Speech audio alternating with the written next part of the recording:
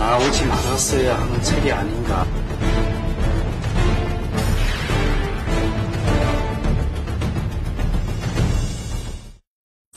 끝을 보았다. 눈물을 보았고 슬픔을 보았다. 그들의 마지막을 보았다. 마지막이라는 제목의 시. 이 시를 쓴 사람은 다름 아닌 희대의 연쇄살인범 유영철이라고 합니다. 유영철이 감옥에서 보내오는 편지 안에는 이 시 말고도 우리가 모르는 여러 가지 이야기가 담겨 있다고 합니다. 2004년 여름 살인마 유영철의 등장에 대한민국은 경악을 금치 못했다. 그에게 목숨을 잃은 피해자만 무려 20명. 한마디로 경악. 뭐 죽이는 건 다반사니까. 범인은 잡혔지만 그에 대한 논란은 아직 끝나지 않았다. 옥중에서 보낸 유영철의 편지. 세상에 나오지 말았어야 하는 책이 아닌가. 대한민국 최초의 사이코패스. 결코 용서받을 수 없는 극악무도한 살인행각. 가장 잔인한 살인자로 기억되는 유영철. 그는 편지를 통해 무엇을 전하고자 한 것일까?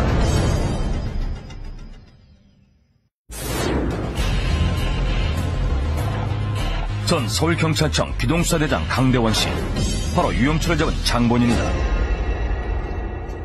유영철이 주로 사찰을 유기한 곳은 서울 봉원사 인근의 작은 계곡 부근. 강대원 씨가 가리키는 이곳.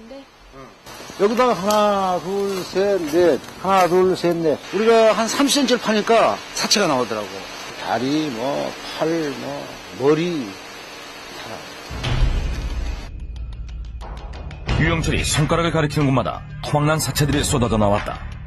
그의 광기에 목숨을 잃은 피해자들. 믿을 수 없는 참혹한 광경 앞에 베테랑 형사들도 입을 다물지 못했다. 한마디로 경악할 정도의 침. 더군다나 팔다리 다 잘라진 사체가 뭐 6군가 일렬로 쭉 행대식으로 묻어놓고 했으니 얼마나 이게 뭐. 끔찍한 고통 속에서 죽어갔을 그들의 마지막. 허망하게 가족을 잃은 유족들의 슬픔에 대한민국은 함께 슬펐고 경악했다. 부모, 형, 언니, 친구의 죽음 앞에 슬픔은 어느새 분노로 바뀌었다. 그들을 죽음으로 내몬 유영철은 검거됐다. 그러나 유영철의 이야기는 다시 시작되고 있었다. 내가 여기 있는 형사들 다 진급시켜주겠어 그러더라고요. 특진시켜주겠다고. 그러니까 우리 형사들이 가만히 있다가 저 미친놈만한테 그래가지고 사방에서 이거도 저러 저 여기 어딘데 이 새끼 그런다고. 재판부는 그에게 20명을 잔인하게 살해한 죄름으로 검거 1년 만인 2005년 6월 사형을 선고했다.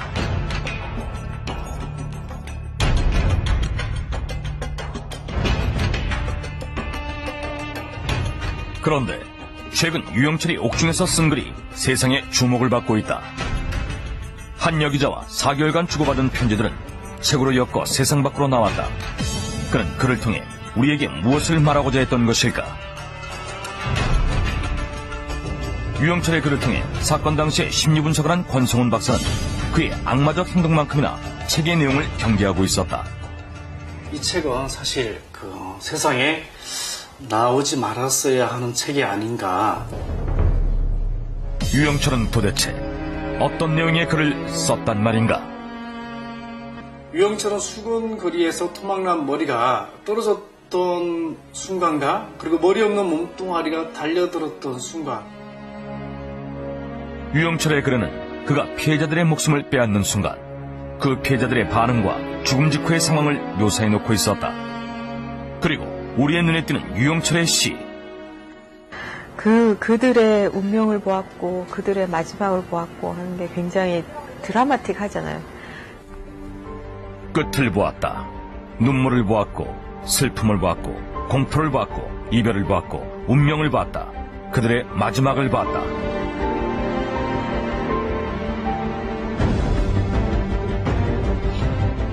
그는 생명을 빼앗는 순간의 상황을 즐겼고 또 시로 표현해내는 악마성을 드러냈다. 슬픔, 눈물, 이별 이 모든 것을 제공한 그 장본인이 자기인데 내가 모두 일을 다 했고 모두 일 처리를 했고 보냈고 그리고 마지막을 지켜보았다라는 굉장히 도도한 유영철의 악마성을 드러내는 데모, 그가 살인할 때마다 들었다는 이 음악, 바로 한 영화의 주제곡이다. 유영철이 16명의 여자들을 자신의 오피스텔에서 사체 토막 낼 때 이 반젤리아스의 콜럼버스를 틀어놓고 자신만의 세계에서 자신만의 의식을 콜럼버스의 탐험을 다룬 영화 149의 콜럼버스. 신대륙을 찾아 기약 없는 길을 나섰던 콜럼버스는 오랜 항해 끝에 비로소 신대륙을 발견하고 환희와 안식을 찾는다. 피해자들이 죽음에 직면한 순간 들리는 이 음악은 악마의 음악으로 들렸을 것이다. 유영철은 이 음악에서 어떤 영감을 받고 싶었던 것일까? 뭐 음악도 틀어놓고 본인은 시를 써가면서 뭐 극도의 뭐 일종의 카타르시스 같은 것을 느꼈다는 얘기인데, 그게 본인은 그렇게 카타르시스적인 그런 정화의 순간이 상대에게는 끔찍한 숨을 거두는 고통의 순간이라는 점이 이 사람한테는 전달이 안 되는 거예요. 그게. 유영철은 피해자들이 숨을 거둔 뒤에도 사체를 끔찍하게 훼손했다. 그의 분노와 적개심 앞에 죽어간 피해자들은 유영철과 안면에 있는 사이도 원한이 있던 사이도 아니었다. 그저 하루를 살아가던 우리의 이웃이었다. 상상도 못할 고통과 공포를 느껴야 했던 피해자들. 그들은 이유조차 알지 못한 채 유영철의 광기에 죽어야 했던 것이다.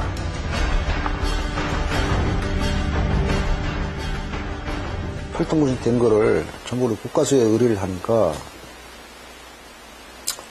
국과수 의견이 하나같이 이 사체, 간, 이 부분이 없다는 거예요.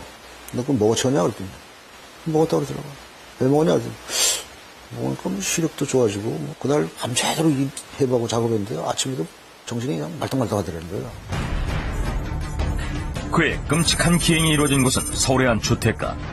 벽 바로 넘어 이웃들이 살고 있던 그곳에서 그는 수많은 피해자들을 죽음으로 몰고 갔다. 범행이 계속되면서 그의 살인 행각도 점점 잔혹성이 더해져 갔다. 처음 살해했다고 하는 그 피해자 시신 형태 같은 경우는 관절을 이용한 그런 그 시신 훼손은 아니었습니다. 예. 그런데 나중에 그 발견된 봉은사 뒤쪽 그 피해자 시신들 같은 경우에는 모두 관절을 이용한 그 절단의 형태를 보이고 있었죠.